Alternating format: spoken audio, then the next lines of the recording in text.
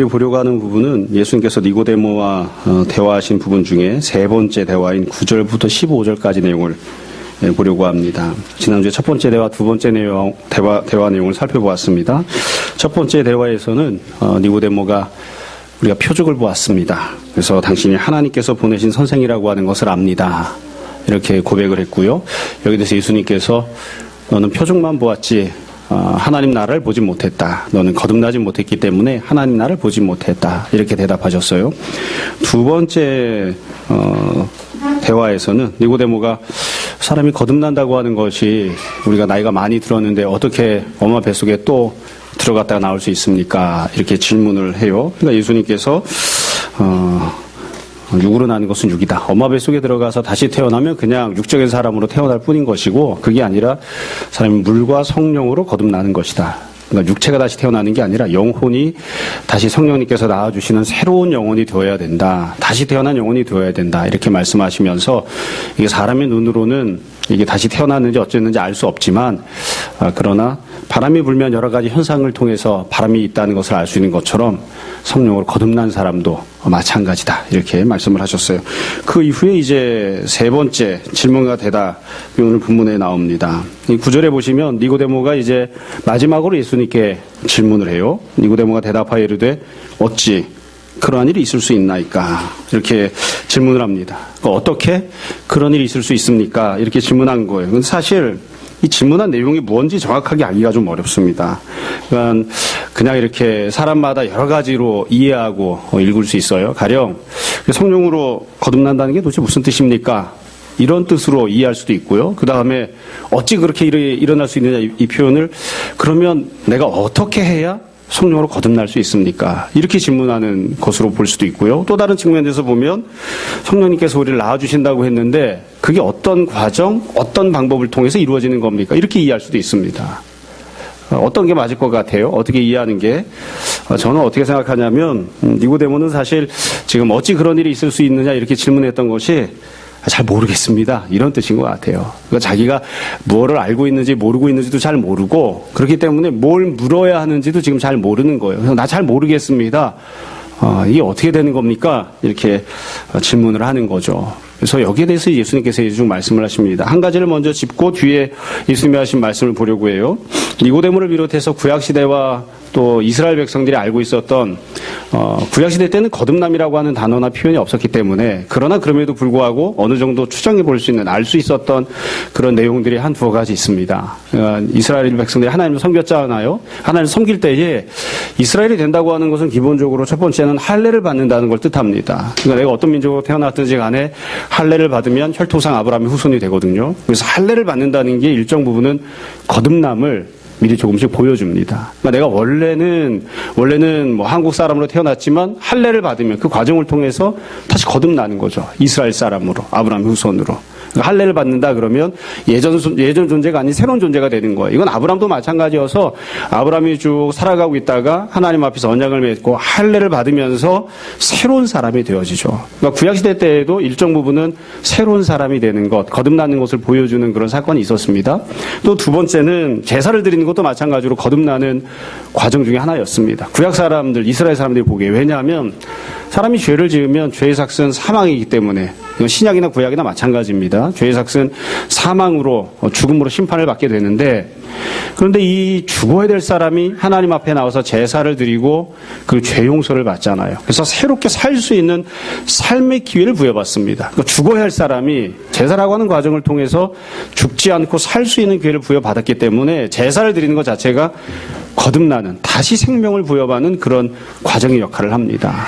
그러니까 이스라엘 백성들이 거듭난다 하는 것을 직접 들은 적은 없지만 내가 죽을 지경이었어도 다시 태어나는 것, 내가 여지껏 살던 것과는 다르게 다른 모습으로 살 수 있는 그런 기회들을 하나님이 베푸시는 과정들, 그런 모습들을 경험한 적이 있어요. 그러니까 니고데모는 아마 이 거듭난다고 하는 표현을 들으면서 지금 말씀드린 것처럼 할례나 제사 같은 것들을 생각하면서 그런 것들을 의미하는 것인가, 다시 내가 이전과는 다른 모습이 되는 그런 것들을 지금 예수님 말씀하시는 건가, 이런 정도는 추측하지 않았을까 싶습니다. 여하튼 이런 것들을 염두에 두시고 이제 예수님께서 마지막으로 하시는 말씀을 봅시다. 이 세 번째 대화에 나오는 예수님의 대답이 사실 니고데모와의 대화 중에 제일 중요한 부분입니다. 10절부터 15절까지 예수님이 대답을 하셨는데 짧게 끊어보면 세 가지 말씀을 예수님이 하셨습니다. 첫 번째 말씀은 10절, 11절.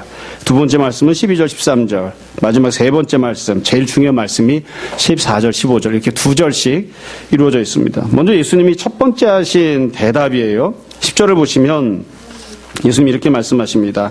예수께서 그에게 대답하여 이르시되 너는 이스라엘의 선생으로서 이런 것들을 알지 못하느냐. 니고데모가 거듭나는 것에 대해서 자꾸 질문을 하고 또 자신의 무지를 드러내니까 예수님이 일정 부분은 책망하시는 거예요. 책망하시면서 아주 명확하게 지적을 하시죠. 너 이것도 모르느냐. 니고데모 지금 모르고 있습니다. 근데 이 부분을 우리가 한편으로는 책망으로 읽어야 되지만 다른 한편으로는 이 니고데모의 현재 상황을 예수님이 보여주는 것으로 읽어야 됩니다. 무슨 말이냐면 지금 말씀드린 것처럼 니고데모는 거듭남에 대해서 전혀 모르고 있거든요. 근데 니고데모가 도대체 어떤 사람이냐? 니고데모는 일정 부분은 전형적인 사람, 어떤 대표성을 갖고 있는 사람입니다. 이스라엘 사람이죠. 유대인이죠. 또 율법을 열심히 배우고 가르치고 있는 랍비죠. 그 당시 사람들로부터 존경을 받고 있던 그런 사람이에요. 그러나 그러한 사람도 거듭남을 모른다. 그러니까 그것 가지고는 알 수 없다라는 거예요. 여러분 다른 식으로 이야기하면 이렇게 이야기할 수 있어요. 뭐 좀 기분 나쁜 늘 공부하는 얘기해서 그렇지만 어떤 학교에나 어느 학교나 다 전교 1등이 있잖아요. 근데 어느 고등학교에 전교 1등을 하는 학생이 있다고 칩시다. 이 학생이 참 신기하게도 초등학교, 중학교, 고등학교 내내 수학은 한 문제도 틀려본 적이 없어요. 항상 100점이에요. 그런 학생을 보신 적이 있나요? 저를 보지 마시고요. 저는 아니에요.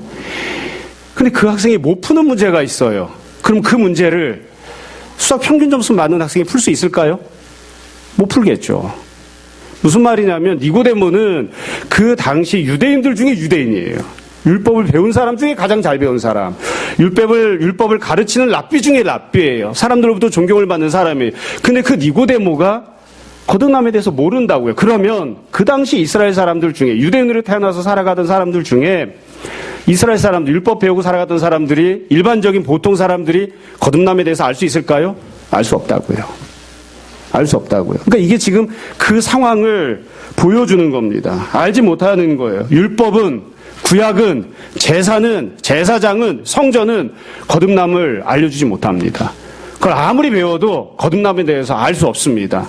그 사실은 엄밀하게 이야기하면 뭐 이 율법이 있지만 율법을 배우는 사람이 모르는 거다 이렇게 이야기할 수 있지만 사실은 율법도 거듭남을 몰랐습니다. 만약에 알았다면 써놨겠죠. 하나님께서 거듭남에 대해서 계시하시고자 하셨다면 율법에 다 드러내셨겠죠. 근데 그렇게 안 했다고요. 여러 번 말씀드렸지만 아주 귀에 못이 박히게 여러분 들으셨을 거예요. 구약과 선지자는 희미하게 일부분만 예수님에 대해서 예언할 뿐입니다.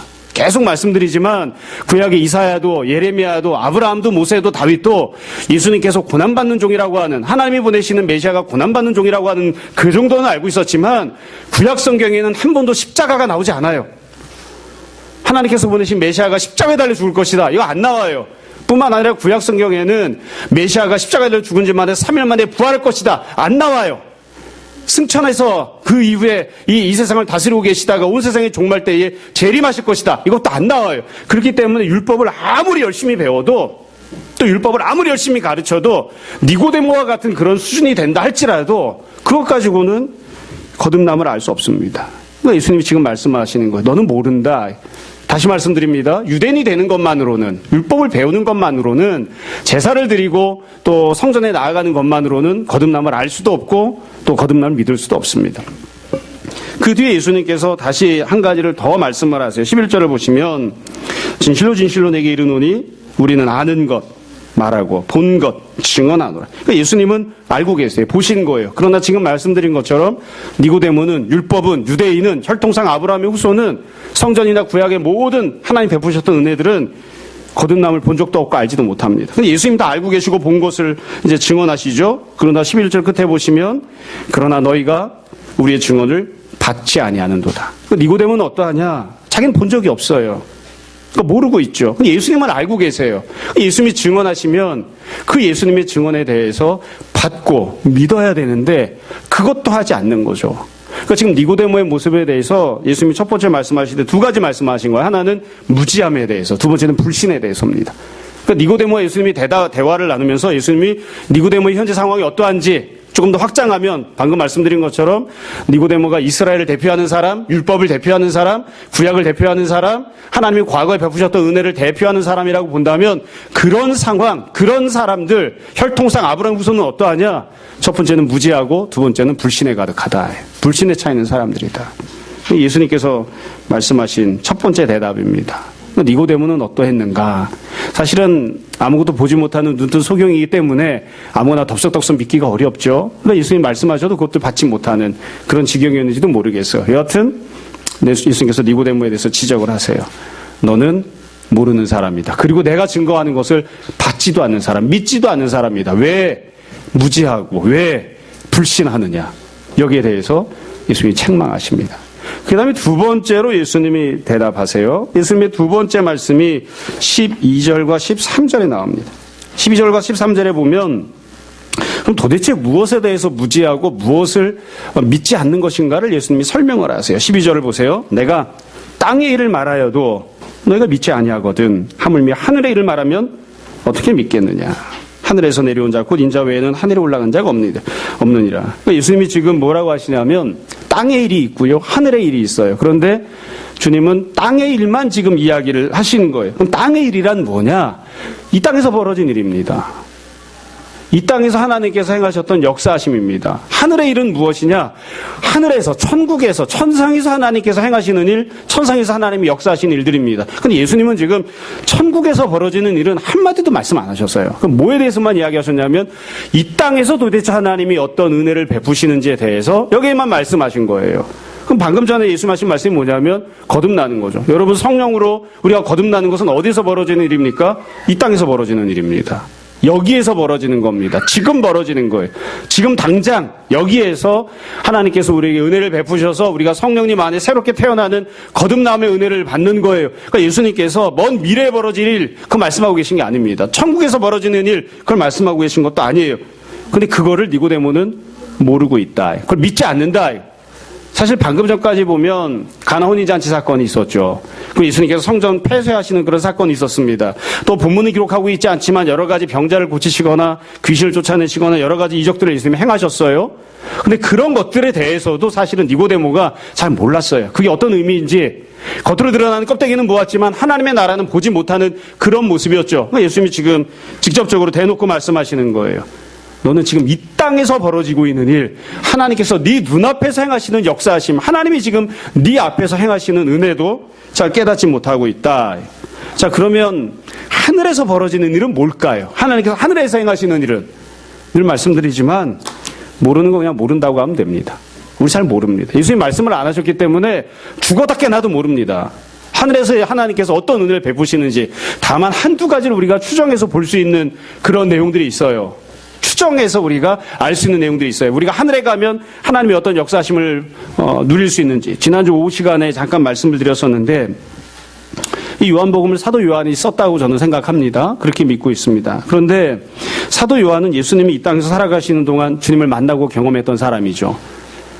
예수님께서 십자가 달실 때 다른 제자들은 다 도망갔지만 요한은 십자가 앞에 있었습니다. 그래서 십자가에서 고통당하는 예수님을 자기 두 눈으로 똑똑히 본 사람이에요.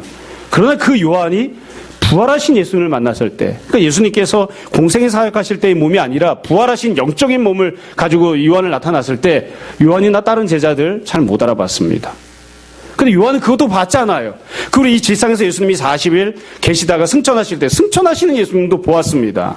그러니까 요한은 이 땅에 살아가는 사람들이 볼 수 있는 모든 예수님의 모습을 다 본 거예요. 그런데 놀랍게도 요한계시록 1장에 보면 요한이 반모섬에 가 있을 때에 예수님께서 그를 찾아오십니다. 근데 요한계시록 1장에 나오는 예수님의 모습은 공간복음이나 신약성경 그 어디에서도 기록하고 있지 않은 예수님이에요.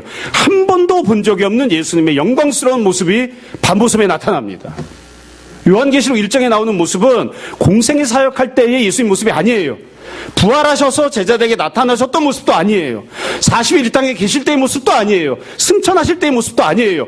그것과는 견줄 수 없는, 그것과는 전혀 닮지 않은 너무나 영광스러운 예수님의 모습을 반모섬에서 주님께서 보여주셨다고요. 그럼 예수님이 어떻게 해서 그런 모습이 되셨을까요? 간단합니다. 주님께서 승천하신 다음에 천국에 가셨을 때에 완전히 영광스러운 모습으로 다시 한 번 더 변하신 거예요. 그래서 우리가 고백하잖아요. 우리가 또 그대로 우리가 믿음을 갖고 이야기를 하죠. 우리가 천국에 가면 어떤 모습일까요? 천국에 가면.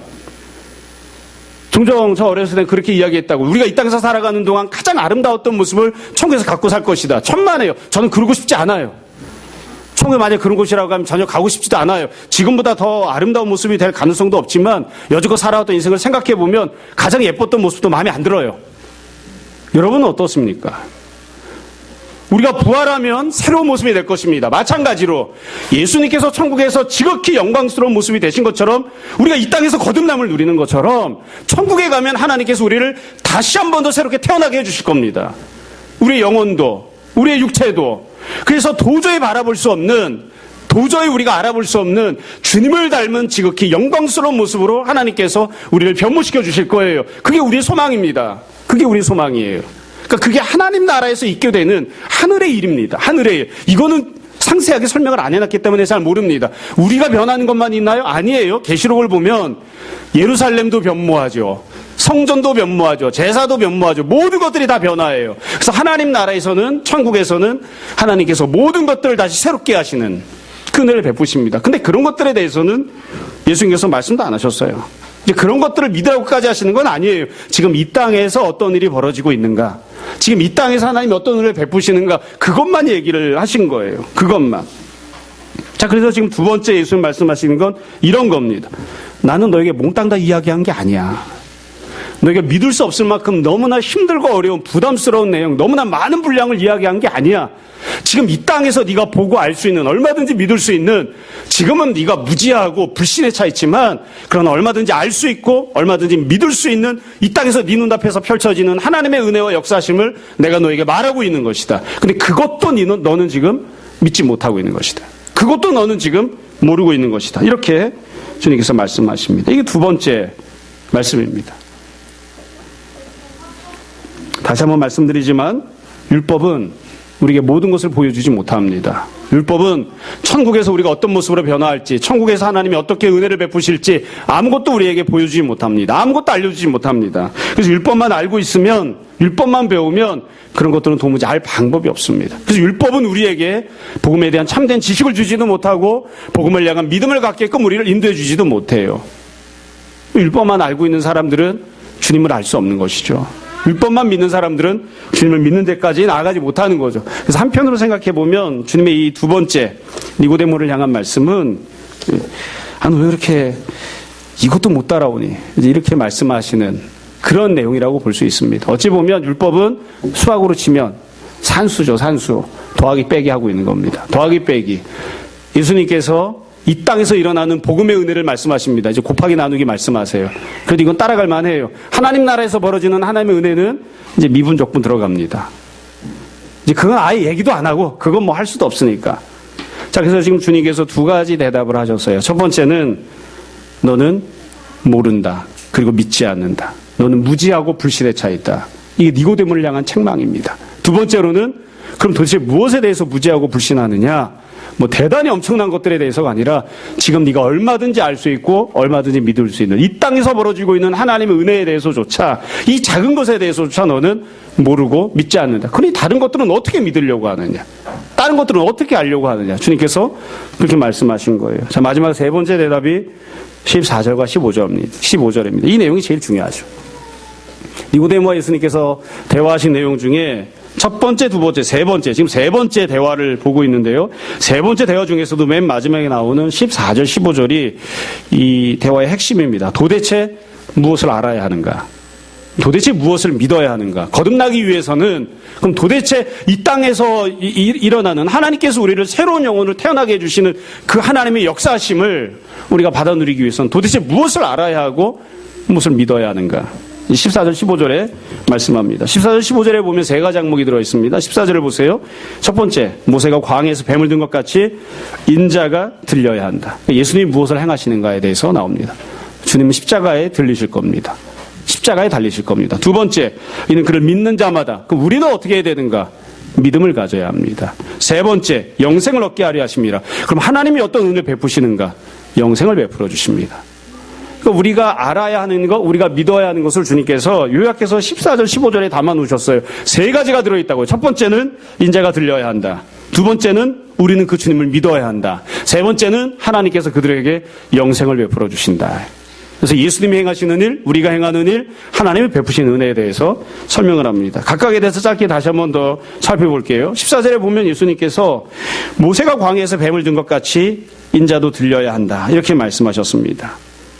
인자가 들려야 한다는 것은 주님께서 대가를 지불하신다는 겁니다. 주님께서 대가를 지불하신다. 여러분, 성령님 안에서 거듭나는 일은 그냥 공짜로 아무렇게나 일어나는 일이 아닙니다. 대가가 필요한 일입니다. 누군가가 그 값을 지불을 해야 됩니다. 다만 우리는 그것을 지불할 힘과 능력이 없으니까 예수님께서 먼저 지불을 해주시는 겁니다. 그냥 공짜로 그냥 아무렇게나 푹푹 던져주는 그런 값싼 은혜가 아니라 하나님께서 가장 귀하게 여기시는 독생자의 생명을 대가로 지불한, 그래서 우리가 받아 누릴 수 있는 그런 은혜인 거죠. 구약시대 때도 이건 마찬가지였습니다. 제사 드리면 죄사함을 받았잖아요. 죄사함은 공짜로 주어지는 게 아닙니다. 죄사함은 절대로 공짜로 주어지던 은혜가 아니었습니다. 내가 죄인이 죄를 지은 다음에 제물을 끌고 가서 하나님 앞에 찢어 죽이고 죽여서 그것을 하나님 앞에 바쳤을 때에, 그래서 무언가를 죽였을 때에 하나님께서 그것을 보시고 죄 용서를 베풀어 주신 거예요. 그러니까 이 누군가가 무언가 우리가 은혜를 받는 것을 위해서, 성령 안에서 거듭나게 하는 것을 위해서 대가를 지불해야 되는데 우리 힘으로는 어떻게 할 수 없으니까 예수님께서 먼저 대가를 지불해 주신 거죠. 그 사실을 알고 있어야지 돼요. 그 사실을. 주님께서 우리를 위해서 십자가에 달려 죽으시는 것은 구약의 제물과는 매우 다르죠. 어떻게 짐승의 피와 예수님의 피를 비교합니까? 겉모습이 비슷하다고 해서 그게 똑같은 건가요? 어떤 분들은 예수님께서 구약의 어린 양이다. 천만에요. 표현만 똑같을 뿐이지 어떻게 그따위 어린 양 한 마리랑 그따위 염소 한 마리, 집가지고 소 한 마리랑 어떻게 예수님을 비교를 합니까? 양이 흘리는 피와 예수님의 피를 어떻게 비교를 합니까? 피면 다 똑같은 피인가요? 똑같은 구성을, 똑같은 과정을 하고 있으니까 똑같은 것인가요? 그건 절대로 같지 않죠. 나를 사랑하는 아버지가 논밭에 나가서 땀 흘려 일하는 노동과 그리고 논에서 쟁기를 지고 가는 송아지가 흘리는 땀이 어떻게 같습니까? 농사를 지으면 다 똑같은 겁니까? 절대로 같지 않아요. 나를 위해서 희생하고 헌신하는 엄마의 수고와 나를 잠깐 돌봐주는 옆집 아주머니의 그런 선의가 어떻게 똑같습니까? 그냥 내가 받는 유익이 비슷한 것처럼 보면 그게 다 똑같은 건가요? 같지 않아요. 구약시대 때 짐승이 흘렸던 피와 예수 그리스도께서, 하나님이신 예수님이 나를 위해서 흘려주신 피는 달라요. 그건 비교의 대상이 아니에요. 구약시대 때 그렇게 죄 용서를 받았으니까 오늘날에도 이런 식으로 죄 용서를 받는다. 그냥 모양만 비슷할 뿐이죠. 모양이 같다고 해서 그게 똑같습니까?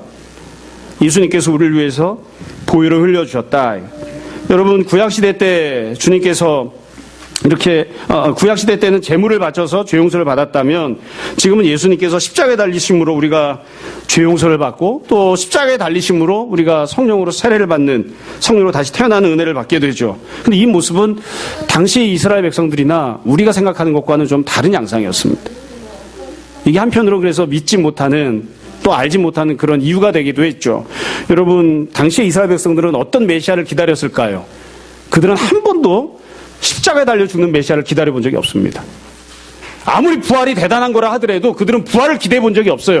그들이 원하는 건 십자가 고난과 부활이 아니에요.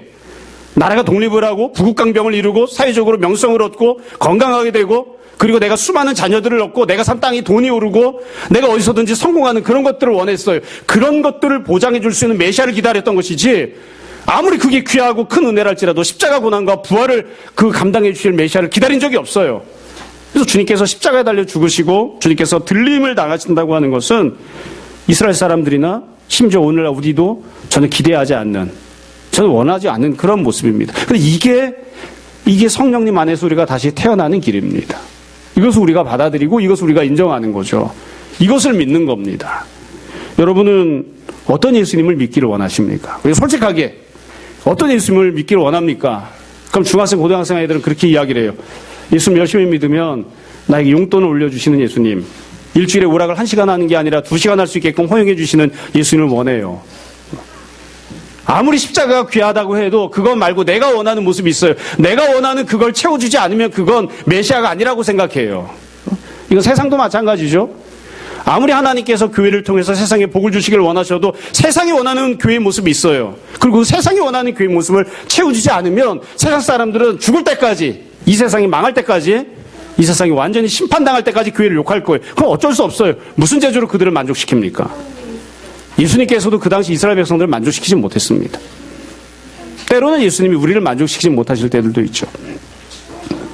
여하튼 다른 것으로는 불가능합니다. 주님께서 십자가에 달리시는 것을 통해서만 우리가 성령 안에서 거듭납니다. 그럼 우리는 어떻게 해야 되는가? 두 번째로 나오는 것이 우리는 예수를 믿어야 됩니다. 그러니까 그를 믿는 자마다 예수님을 향한 믿음을 가져야 되는 거죠. 여러분, 우리가 주님 앞에서 할 수 있는 행동은 무엇인가? 주님을 믿는 것 이외에 다른 건 아무것도 할 수가 없습니다. 구약시대 때는 어떻게 했는가? 아까 말씀드린 것처럼 할례 받았습니다. 그거 내가 하는 겁니다. 할례를 받으면 내가 이스라엘 백성이 되잖아요. 아브라함의 후손이 되잖아요. 할례를 받았습니다. 내가 죄를 지으면 구약시대 때는 제사 드리러 갔습니다. 내가 재물에게 안수하고요. 내가 재물을 죽이고요. 내가 재물에 가죽을 벗기고요. 내가 재물을 다 토막을 내버렸습니다. 그거 내가 하는 겁니다. 그러니까 내가 그런 걸 하면 내가 죄 용서를 받는 그런 은혜를 받았죠. 그런데 이건 지금 예수님께서 말씀하신 이 내용은 그런 게 아닙니다. 너 할례 받아라, 제사 드려라, 헌금해라, 뭐 이런 얘기 안 하세요. 그러니까 우리가 성령 안에서 거듭나려면 어떻게 해야 되는가? 딱 한 가지뿐입니다.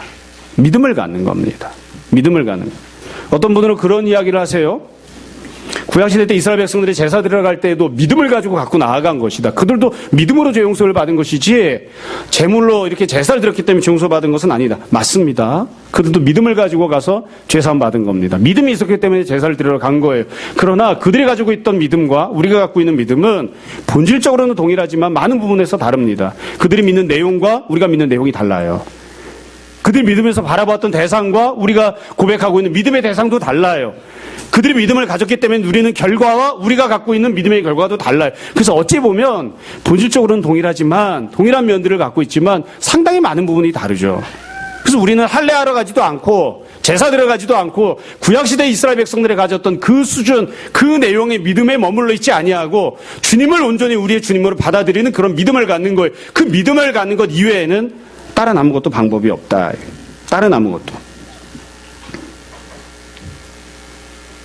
마지막 세 번째로 우리가 도대체 무엇을 알아야 하고 믿어야 되는가? 하나님 우리에게 어떤 은혜를 베푸시는지를 잘 알아야 됩니다. 15절 끝에 가면 이는 그를 믿는 자마다 영생을 얻게 하려 하심이니라. 하나님께서는 우리에게 영생을 주십니다. 하나님이 우리에게 어떤 은혜를 베푸시는가? 영생을 베풀어 주십니다. 이것도 매우 중요하죠. 우리가 늘 귀가 따갑게 들었고 당연하게 생각하기 때문에 그렇지만 여러분 구약시대 때 제사 드리러 가던 모습을 생각해 보세요. 제사 드리면 어떤 은혜가 주어지나요? 죄사함이 주어집니다. 죄사함이. 제사를 드리면 영생이 주어지는 게 아니에요. 제사를 드리면 죄사함이 주어집니다. 그러나 우리는 예수님 믿을 때 죄사함 받기 위해서 예수 믿는 거 아닙니다. 영생을 받아 누리기 위해서 예수님 믿습니다. 죄사함 그 안에 들어있는 것뿐이죠. 그래서 구약과는 다른 거예요. 하나님께서 약속을 하실 때에 구약 이스라엘 백성들에게는 땅을 주겠다, 자손을 주겠다, 부귀영화를 주겠다, 성공을 주겠다, 애국 강가에서 유라대 강가까지를 내가 다 주겠다, 내가 너를 들어서 천한 만민이 복을 받게 하겠다, 여러 가지 복을 말씀하셨어요. 그러나 하나님께서 아브라함에게도 이삭에게도 다윗에게도 모세에게도 영생을 약속하지 않으셨습니다. 그래서 구약시대 이스라엘 백성이 받았던 약속과 우리가 지금 갖고 있는 약속은 달라요. 다시 말씀드립니다. 누군가가 무슨 세미나를 하면서 죄사함의 비밀 뭐 이런 거 이야기하면 우리 별로 그거 그냥 시덥지 않게 친다고요. 왜냐하면 우리가 받는 은혜는 단순히 죄사함에 머물러 있는 것이 아니기 때문에 그렇습니다. 하나님께서 우리에게 어떤 은혜를 베푸시는가? 영생을 베푸십니다. 영생을 베푸시는 것과 관련해서 한 가지를 더 말씀드리려고 해요. 종종 어떤 분들은 우리가 영생만 받는데 이렇게 생각해요. 그렇지 않아요. 영생이라고 하는 것은 모든 것들이 다 걸맞게 잘 어우러지는 조건이 이게 맞춰져야 되는 겁니다. 하나님께서 우리에게 주시는 것, 여러분 지금 이 니고데모의 대화가 무엇에서 출발했나 생각해 보세요. 하나님 나라에 대한 질문이었죠. 하나님 나라가 주어져야 됩니다. 하나님 나라는 누가 들어가나요? 종으로 들어가서 뭐 하겠습니까? 하나님 자녀가 되어 들어가는 겁니다. 하나님 자녀가 되면 무엇을 누리나요? 하나님 나라에서는 영생을 누립니다. 이게 다 왁구가 맞아야 되는 거예요. 이 중에 한 가지만 받는 게 아니에요. 하나님 나라는 받았는데 하나님 자녀가 되는 것은 관심이 없다. 영생을 받는 건 관심이 없다. 그럼 뭔가 잘못되어 있는 겁니다. 하나님 나라에 들어가니까 하나님의 자녀가 되어야 하는 것이고 하나님의 자녀가 되었기 때문에 영생을 받아 누리는 것이에요. 영생을 소유하고 있기 때문에 영생을 온전하게 우리가 누리고 있는 상태를 안식이라고 부르는 거예요. 그러니까 이 모든 것들이 다 한꺼번에 주어지는 것이지 그 중에 한 가지만 받는 게 아니에요. 구약의 이스라엘 백성들은 그러하지를 못했습니다. 또 세상 사람들도 그러하지 못했고요. 다시 말씀을 정리를 하겠습니다. 요한복음을 강의하기 시작하면서 처음에 말씀드렸죠. 1장의 맨 앞부분에는 앞으로 나올 내용들에 대한 주제가 제시가 된다. 1장 12절에 보면 사도 요한이 그렇게 선포를 했습니다. 첫 번째 다루어야 될 주제를 이야기하면서 우리가 잘 알고 있는 식사선고입니다. 영접하는 자, 그러니까 예수 그리스도를 영접하는 자, 곧 그 이름을 믿는 자, 즉 예수님을 믿는 자, 예수 그리스도를 영접하는 사람, 예수 그리스도를 믿는 사람들에게는 하나님의 자녀가 되는 권세를 주었다. 이거는 혈통, 육정, 사람의 뜻으로 태어나는 것이 아니라 하나님께서 낳아주신 사람들이다. 그러니까 곧 제사를 드리거나 할례를 하거나 아니면 다른 방법들이 아니라 예수 그리스도 이름을 믿는 것으로, 예수 그리스도를 믿는 것으로 하나님께서 약속하신 하나님의 자녀가 되는 것에 하나님의 자녀가 되었기 때문에 하나님과 마찬가지로 영생을 누리는 은혜를 하나님이 베푸신다는 겁니다. 그것을 지금 다시 한번 니고데모와의 대화를 통해서 상세하게 설명하고 있는 거죠. 앞부분에서도 똑같이 질문이 나왔습니다. 똑같은 내용들이. 앞에 나왔던 사건 두 가지가 무엇입니까? 가나온 인잔치죠. 또 하나는 성전 폐쇄 사건입니다. 주님께서 새로운 포도주를 주십니다. 주님께서 지금 눈에 보이는 성전을 헐어버리시고 새로운 성전이 되어주십니다. 주님께서 주시는 자신의 피를 주시는 그 새로운 포도주를 받아 마시고 주님의 몸을 새로운 성전으로 우리가 삼아서 하나님 앞에 나아가지 않으면 영생을 누릴 수도 없고 성령으로 거듭날 수도 없고 하나님의 자녀가 될 수도 없습니다. 구약시대 때 하나님이 베풀어 주셨던 눈에 보이는 건물로서의 성전에 가거나 짐승의 피를 가지고 제사를 드리거나 하나님의 백성이라고 일컬어지거나 그따위 것들을 가지고는, 그런 정도를 가지고는 하나님의 자녀가 될 수도 없고 하나님의 나라를 누릴 수도 없고 영생을 누릴 수도 없고 안식은 바라볼 수도 없습니다. 이게 지금 첫 번째 단락에서 선포하고 있는 내용입니다. 자, 니고데모와 예수님사의 대화를 다시 한번 정리를 하고 오늘 말씀을 마무리하려고 합니다.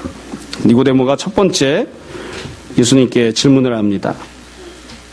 어떻게 하나님 나라를 볼 수 있나요? 예수님께서 대답하셨습니다. 거듭나야 하나님 나라를 볼 수 있다. 니고데모가 두 번째로 예수님께 질문을 합니다. 어떻게 해야 내가 거듭날 수 있습니까? 예수님께서 대답을 하셨습니다. 물과 성령으로 네가 다시 태어나야 된다. 네 영혼이 성령님께서 낳아주시는 새로운 영혼으로 다시 태어나야, 그래야 너는 하나님 나라에 들어갈 수 있다. 그것 이외에는 하나님 나라에 들어갈 수 있는 방법이 없다. 마지막으로 니고데모가 세 번째 주님께 질문을 합니다. 어떻게 해야 그런 일이 일어날 수 있습니까? 예수님께서 대답하셨습니다. 넌 왜 그렇게 아는 게 없니? 율법을 그렇게 열심히 배웠는데, 하나님을 그렇게 열심히 섬긴다고 했는데 네가 모르는구나. 뿐만 아니라 내가 너에게 선포하는 내용을 너는 믿지도 않는구나. 내가 지금 너에게 많은 것들, 모든 것들을 다 이야기하는 것이 아닌데 지금 너에게 복음에 대해서 조금 이야기하기 시작했는데 그것도 네가 지금 믿지 않고 모르는 그런 모습으로 있구나. 내가 십자가에 달려 죽을 것이다. 그것을 믿음으로 하나님이 너에게 약속하시는 영생을 선물로 받아 누리게 될 것이다. 여러분, 누군가가 우리에게 왜 교회를 다니십니까? 교회를 다녀서 무엇이 당신에게 유익합니까? 이렇게 묻는다면 그 사람이 웃든 말든, 그 사람이 그것을 진지하게 받아들이든 그렇지 않든 우리가 다 우리 온 마음을 다하여 우리 믿음을 고백할 수 있었으면 좋겠습니다. 나는 십자가에 달려 죽으신 예수 그리스도를 믿습니다. 3일 만에 부활하신 예수 그리스도를 믿습니다. 지금 하나님 보좌 우편에 영광스러운 모습으로 계신, 지금도 나를 위하여 중보하시는 예수 그리스도를 믿습니다. 내가 그 주님을 믿는 오로지 한 가지, 이 믿음으로 말미암아 내가 비록 부족하지만, 내가 비록 연약하지만, 내가 주님 앞에 합당하지 못한 때들도 있지만 오로지 주님을 믿는 바로 이 믿음 한 가지로 말미암아 내가 감당할 수 없는 하나님 나라를, 하나님의 자녀가 되는 권세를, 영생을, 영원한 안식을, 모든 것들이 온전히 회복되어지는 은혜를 하나님께서 나에게 베풀어 주십니다. 나는 이 믿음과 이 소망으로 교회를 다니고 주님을 믿습니다. 우리가 다 그렇게 고백하는 주님의 제자들, 자녀들이 되었으면 좋겠습니다. 오늘 부활절입니다. 모든 것을 회복해 하시고 다시 살아나신 주님을 찬양하는, 그리고 그 주님을 향하여 온전한 믿음을 갖는, 주님께만 소망두는 우리 모두가 다 되기를 주님 이름으로 축원합니다. 잠시 기도하겠습니다. 오늘 말씀을